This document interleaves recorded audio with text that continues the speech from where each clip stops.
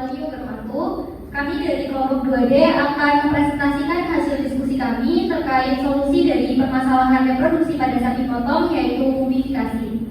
Sebelumnya, perkenalkan dulu dari anggota kelompok kami. Yang pertama ada Dava Alfari dengan NIM belakang 036. Kemudian Kanian Hikmatul Maula dengan NIM akhir 047. Anissa Salsa Puspita Wardani dengan NIM akhir 085.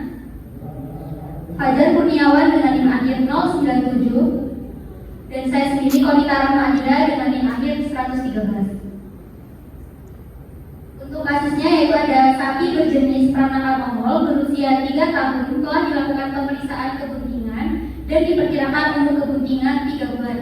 Setelah usia kebuntingan memasuki 10 bulan tetapi tidak tampak gejala perkembangan abdomen dan tanda-tanda mendekati kelahiran. Selanjutnya sapi dilakukan USG.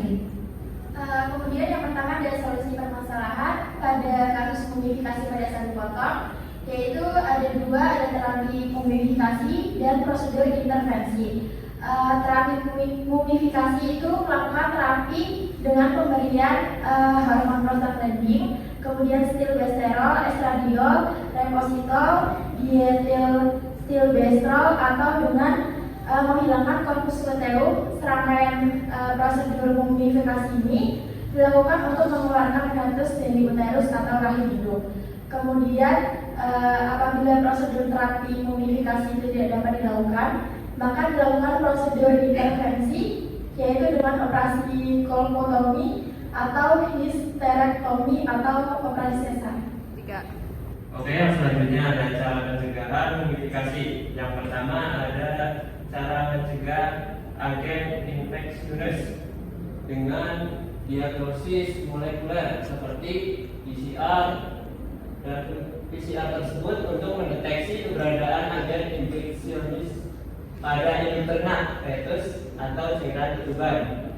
Yang kedua ada kematian fetus non infeksi dengan cara pemantauan USG, pemeriksaan USG secara teratur untuk mendeteksi dini potensi masalah penyebab kematian janin tersebut.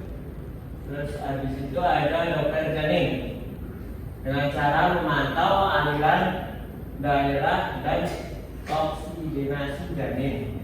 Yang ketiga ada amniocentesis dengan cara mengevaluasi susunan genetik janin dan mendeteksi potensi kelainan penyebab kematian janin.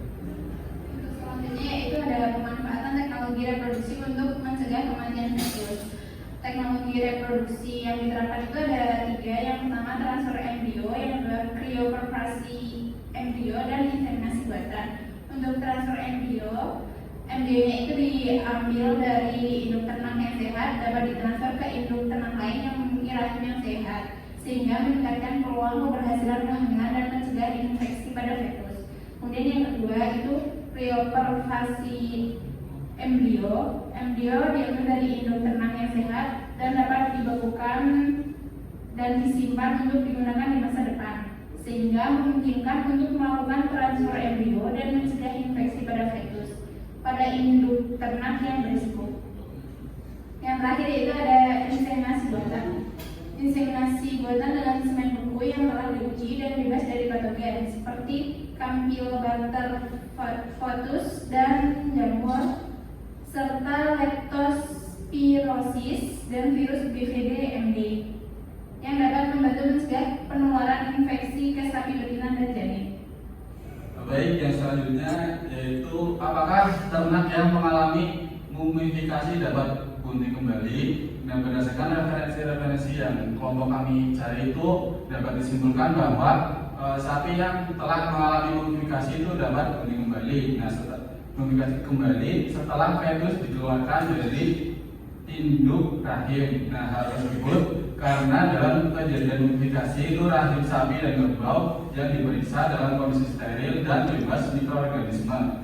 Nah, endometrium itu akan mengalami involusi dan tampak normal. Oleh karena itu sapi biasanya akan bunting kembali pada estrus berikutnya. Demikian presentasi dari kelompok kami. Kurang lebihnya kami mohon maaf. Semoga bermanfaat. Wassalamualaikum warahmatullahi wabarakatuh.